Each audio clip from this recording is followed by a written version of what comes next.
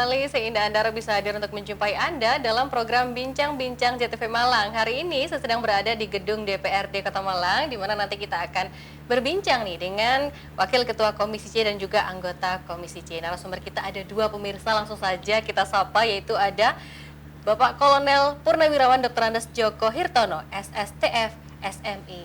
Assalamualaikum Pak Joko, bagaimana kabarnya? Waalaikumsalam, baik Mbak. Luar biasa. Selanjutnya, narasumber kita yang kedua pemirsa, ada Bapak Eko Hadi Purnomo SH selaku anggota Komisi C atau yang akrab disapa Eko Ipung. Betul ya? Assalamualaikum Bapak Eko Ipung. Bagaimana kabarnya Pak Eko? Warahmatullahi wabarakatuh. Kabar baik. Alhamdulillah sehat selalu. Oke, nah ini kita nanti akan berbincang sesuai tema kita hari ini, yaitu anggota Dewan Membangun Kota Malang dengan subtemanya pembangunan ruang perkotaan tepat guna. Nah ini kan memang DPRD itu adalah wadah atau tempat untuk aspirasi dari masyarakat, begitu ya. Saya ingin bertanya kepada Bapak Joko nih, apa sih sebetulnya ruang lingkup tugas dari Komisi C itu, Pak Joko? Monggo. Terima kasih Mbak, Assalamualaikum warahmatullahi wabarakatuh. Di mana saya selaku Wakil Ketua Komisi C dalam bidang pembangunan, tugas dan tanggung jawab kami sebagai anggota Dewan, kita mempunyai 3 fungsi. Fungsi pertama adalah fungsi penganggaran, kemudian fungsi legislasi, dan fungsi pengawasan. Namun dalam ini pengawasan kebijakan, bukan pengawasan melekat, dalam arti adalah sebagai auditor. Nah, di mana kita punya mitra kerja kita, utamanya kita dengan Dinas PUPR, kemudian dengan Bapeda, kemudian Dinas Lingkungan Hidup, kemudian dengan BLP, Badan Lelang dan Pengadaan Barang. Ini tugas dan kerja kita di dalam Komisi C. Oke, lalu saya ingin tanya kepada Bapak Eko Ipung mungkin ya, ini wewenang apa saja sih yang dimiliki oleh Komisi C dalam rangka menjalankan fungsi kedewanan bab tata ruang kota? Terima kasih. Assalamualaikum warahmatullahi wabarakatuh. Ini pertanyaan sangat bagus, apalagi barusan DPRD Kota Malang ini setelah mengesahkan Perda RT RW. Jadi di komisi sangat bersentuhan sekali dengan program tentang tata ruang kota. Ya. Terutama di sini ada PUPR, yang mana PUPR itu bertugas tentang membangun infrastruktur yang ada di Kota Malang. Tugas daripada Komisi C ini adalah apa yang disampaikan oleh rekan tadi, adalah selaku pengawasan. Pengawasan, ini sangat melekat sekali pada kami, salah satunya itu. Maka kami dari Komisi C sangat berkepentingan sekali bagaimana Kota Malang ini sesuai dengan ada Perda RT RW itu, kita selalu mengawasi secara tepat guna. Tugas kami itu salah satunya itu seperti itu.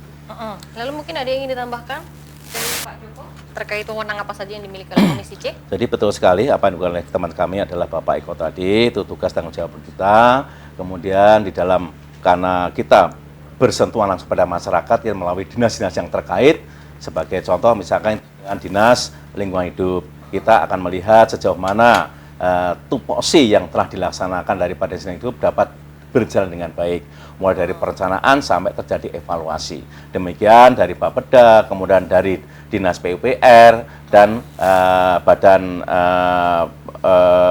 BLP ini.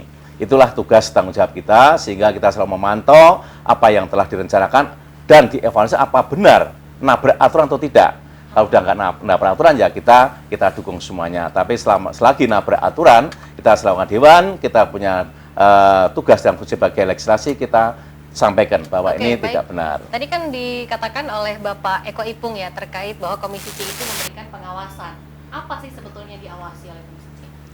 Banyak program-program yang sudah diajukan melalui Komisi C, melalui yang DPR yang ada, bahwa salah satu contoh, misalnya dari PUPR itu merencanakan beberapa proyek-proyek yang akan dibangun di Kota Malang.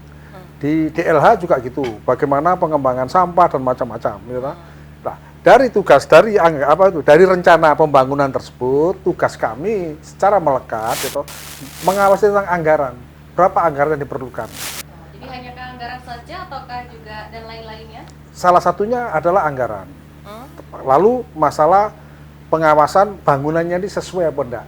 Tapi kita tidak bisa masuk ke dalam sampai merinci kecil-kecilin tidak bisa.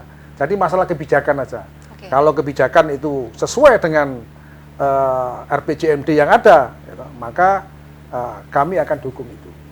Selanjutnya mungkin saya bergeser ke Pak Joko, pembangunan tata ruang kota saat ini apakah sudah sesuai harapan dari tugas Komisi C?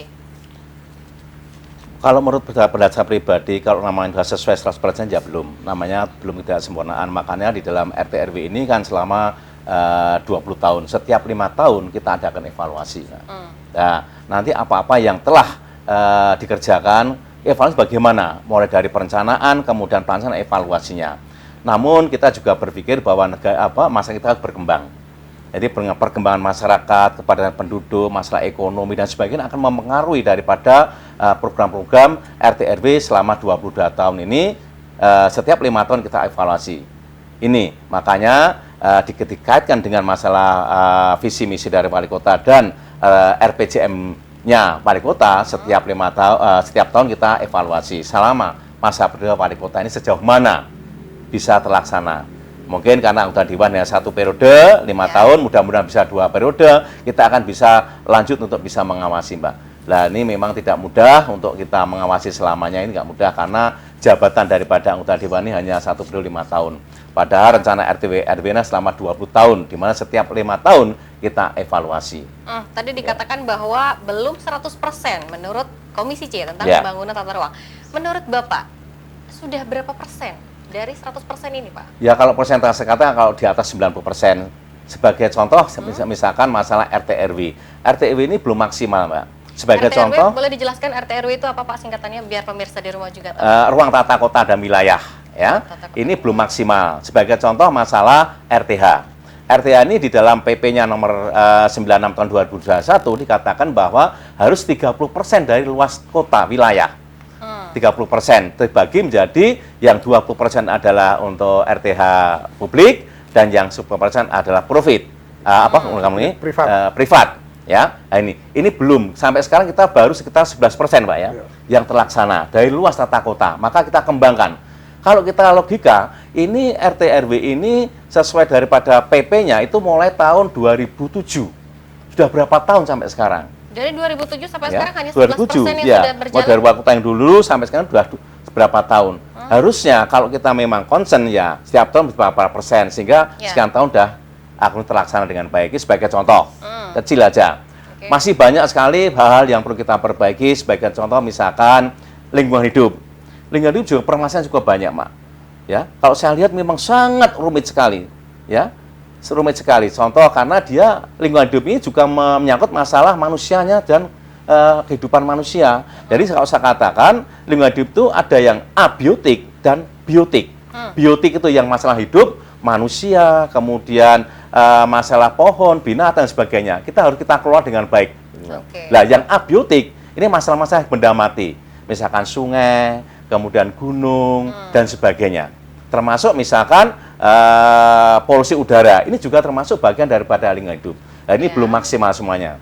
Sebagai contoh kita setiap Malang dulunya tidak pernah banjir, sekarang banjir.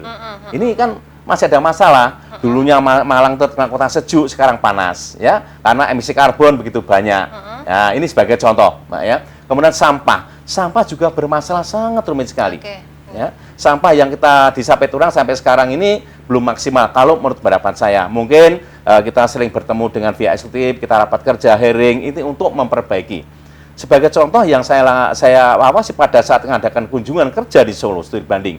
Di Solo itu sebagai contoh, ya, jadi ini sudah ada PP-nya. Ya? Terkait sampah ini ya, Pak? Ya, masalah sampah. Karena di dalam PP nomor 18 tahun 2021 itu PP-nya mengatakan bahwa pengolahan sampah itu harus produktif dan tidak mengganggu lingkungan. Baik, Bapak, kita potong dulu, ini menarik sekali. Nanti selanjutnya di segmen 2 kita akan bahas lagi tentang sampah, tapi kita akan jeda dulu sejenak. Pemirsa jangan kemana-mana, tetaplah bersama kami di Bincang-Bincang JTV Malang.